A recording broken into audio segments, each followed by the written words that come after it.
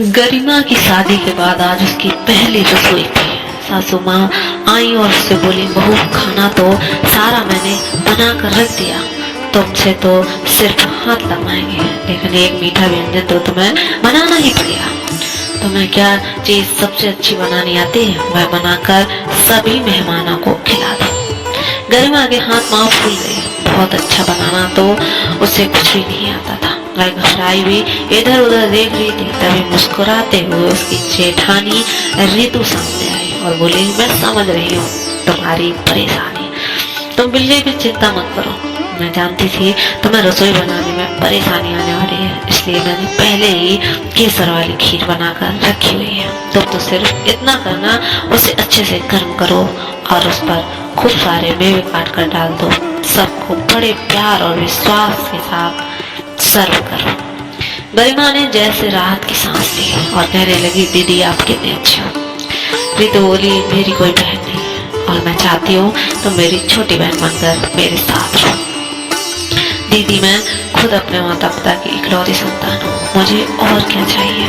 आप जैसी प्यारी बड़ी बहन मिल गई है, मेरा तो जीवन धन्य हो गया। जेठानी के मार्गदर्शन में गरिमा के केसर की खीर को खूब अच्छे से सजाकर सब मेहमानों को परोस दिया। सभी खीर की बहुत तारीफ कर रहे थे, साथ ही गर्मा की भी।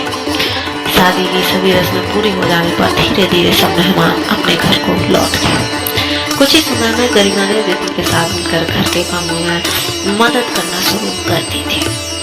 दोनों मिलकर फटाफट सारा काम निपटा लिया करते थे और फिर आराम से गपशप करते रहते। रितु की शादी को 5 साल हो चुके थे, लेकिन अभी वह माँ नहीं बन सकी थी। सासू माँ अक्सर कहती, पता नहीं तो मुझे कब पुत्र का मुंह दिखाओगे, मैं तो तरस गई हूँ।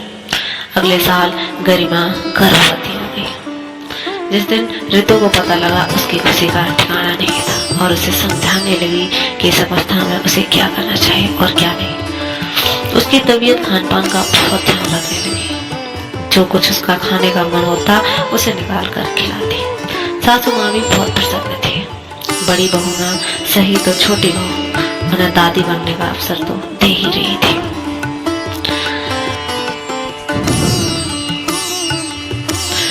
रितु एक बड़ी बहन की तरह सही मार्गदर्शन गरिमा को दे रही थी। हर बार डॉक्टर के पास चेकअप के लिए उसे स्वयं ले जाती। पूरे 9 महीने की रितु के घर सभी कामों की जिम्मेदारी स्वयं ले ली थी। गरिमा प्यार से कहती, दीदी आप कितने थक जाते हो, सारे काम आप ही करते हो, मैंने कितना बोझ आप पर डाल दिया। तो जेठानी बड़े प्यार से उसे डांटती, पगली ऐसा मत बोल, तो कितनी किस्मत है जो तुझे माँ बनने का सौभाग्य प्राप्त हो रहा है। मैं जानती हूँ माँ न बन पाने की पीड़ा क्या होती है और उसकी आंखें भर आती। डॉक्टर ने कह दिया था कि गरिमा में शरीर में खून की कमी के कारण ऑपरेशन के वक्त खून की जरूरत पड़ सकती है, इसलिए आप तैयारी करते रहिए। रितु ने फौरन कह दिया, मेरा ब्लड ग्रुप ओ पॉजिटिव है, जब भी जरूरत हो आप मेरा खून ले सकते हैं, मैं डिलीवरी के वक्त भी मौजूद रहूंगी। और ऐसा ही हुआ। ऑपरेशन के बाद खून की जरूरत पड़ी और रितु का खून लिया गया। गरिमा ने अपने स्वस्थ सुंदर पुत्र को जन्म दिया। घर में खुशी का माहौल बन गया। जहाँ सास ससुर खुशी से फूले नहीं समा रहे थे, वहीं रितु भी बेहद प्रसन्न थी। बेटे के नाम का संस्कार के दिन रितु ने नाम सुझाया प्रियांश, जिसे सभी ने पसंद किया और यही नाम रख लिया गया। प्रियांश की परवरिश में रितु देवरानी का बहुत सहयोग करती है। ऐसा लगता अपने अंदर की सारी ममता प्रियांश पर लुटा रही है। उसका व्यवहार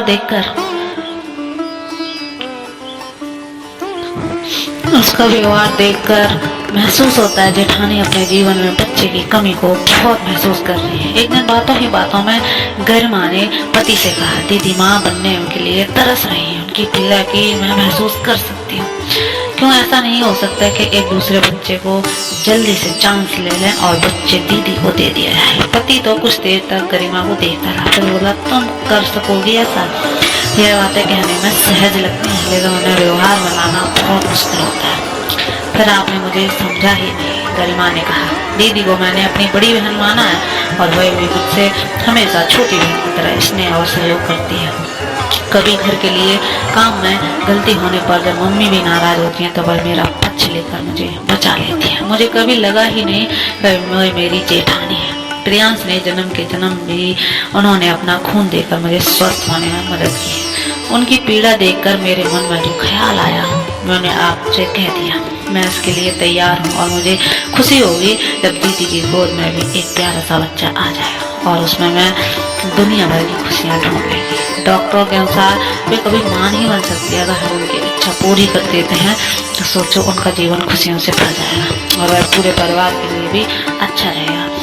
पति की सहमति से अगले वर्ष करीब 2 बार गर्भवती हुई। एक बार फिर से वह घर का वातावरण खुशनुमा हो गया। घर में उसके पति तथा सास ससुर से राज को राजी रहने दिया तथा ऋतु और बेटे को सरप्राइज लाने की योजना बनाई। एक बार घर में तबीयत के साथ साथ प्रियांश को संभालने की भी जिम्मेदारी ऋतु ने उठाई। समय बीत गया और पूरा वक्त बीतने पर गरिमा ने दोबारा पुत्र को जन्म दिया। सप्ताह भर बाद जब वह घर लौटी तो सासू माँ ने ऋतु तथा उसके पति को पलंग पर बैठाया और गरिमा ने अपने पुत्र को ऋतु की गोद में डाल दिया और कहा, लीजिए दीदी अपने बेटे को संभालिए।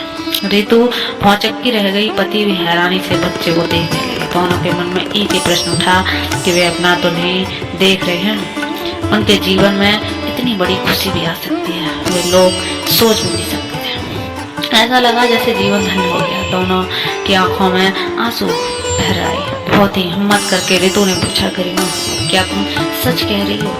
यह सचमुच मेरा बेटा है। मुझे माँ का दर्जा देकर तुमने कितना बड़ा एहसान किया है, मैं तुम्हें बता नहीं सकती। मैं जिंदगी भर तुम्हारी ऋणी रहूंगी। नहीं दीदी ऐसा मत कहिए। आपने मुझे अपनी छोटी बहन माना है और हमेशा एक बड़ी बहन की तरह मेरा साथ दिया है, मार्गदर्शन किया है। मेरा भी तो आपके प्रति कुछ फर्ज बनता है ना।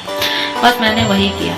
ऋतु ने बेटे को सीने से लगा लिया और ईश्वर को धन्यवाद करने लगी, जिसकी कृपा से छोटी बहन जैसी देवरानी मिली। जीवन खुशियों से भर दिया। सासू माँ बड़े उत्साह और प्रसन्नता से बोली, आज तो मैं घी के दिए जलाऊंगा, मेरी बड़ी बहू भी माँ बन गई है। तभी कहते हैं इंसान को बस अच्छा करते रहना चाहिए और कभी भी फल की उम्मीद नहीं।